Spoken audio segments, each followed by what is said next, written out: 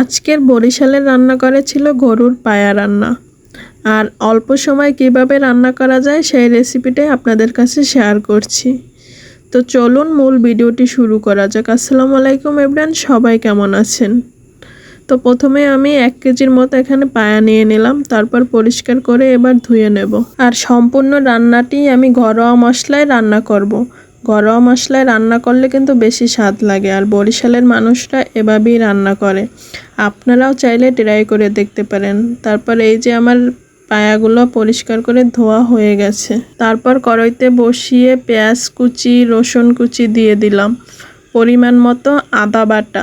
এরপরে আমি শুকনো মশলাগুলো ব্যবহার করব। প্রথমে হলুদের গুঁড়া, তারপরে মরিচের গুঁড়া, তারপর ধনিয়ার গুঁড়া, তারপর জিরার গুঁড়া পরিমাণ মতো, এবং স্বাদ মতো লবণ দিয়ে দেব। তারপর পরিমাণ মতো তেল দিয়ে ভালো করে হাত দিয়ে আমি মেখে নেব।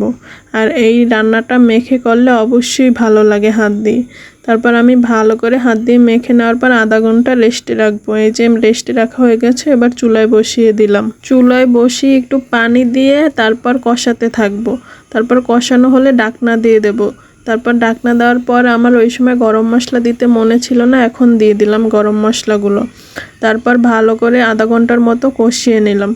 আর অবশ্যই যত কষাবেন তত কিন্তু স্বাদ লাগবে। আর আমি কিন্তু এভাবে আধা ঘন্টার মতো কষিয়ে নিয়েছি। পায়া থেকে তেল ছেড়ে দিয়েছে, তারপর কিন্তু আমি ঝোলের জন্য পরিমাণ মতো পানি দেব। তেল ছাড়া অবধি আপনারা কষাতে থাকবেন, তাহলে কিন্তু পায়াটা বেশি স্বাদ লাগবে খেতে। তারপর আমি পরিমাণ মতো ঝোলের জন্য গরম পানি ব্যবহার করব। গরম পানি ব্যবহার করলে কিন্তু তাড়াতাড়ি হয়। তো গরম পানি আরও দিয়ে দেব। এখানে একটু অল্প দিয়ে লাড়াচাড়া দিয়ে নিলাম। তারপর পানি দেওয়ার পরে আমি 10 মিনিটের মতো আবার ঢাকনা দিয়ে লাড়া দিয়ে দিলাম। তারপর 10 মিনিটের পর আমি প্রেসার কুকারে দিয়ে দিচ্ছি, কারণ সিদ্ধ হচ্ছে না দেখছি। পরে আমি এইভাবে প্রেসার কুকারে করে রান্না করে নিয়েছি। ফাইনালি আমার এই যে পায়া রান্না কমপ্লিট হয়ে গেছে। আর পায়া রান্না করতে, সিদ্ধ করতে কিন্তু সময় লাগে, এই জন্য আপনারা চাইলে প্রেসার কুকার ব্যবহার করবেন। তো আজকের মতো এখানেই শেষ করছি। আল্লাহ হাফেজ।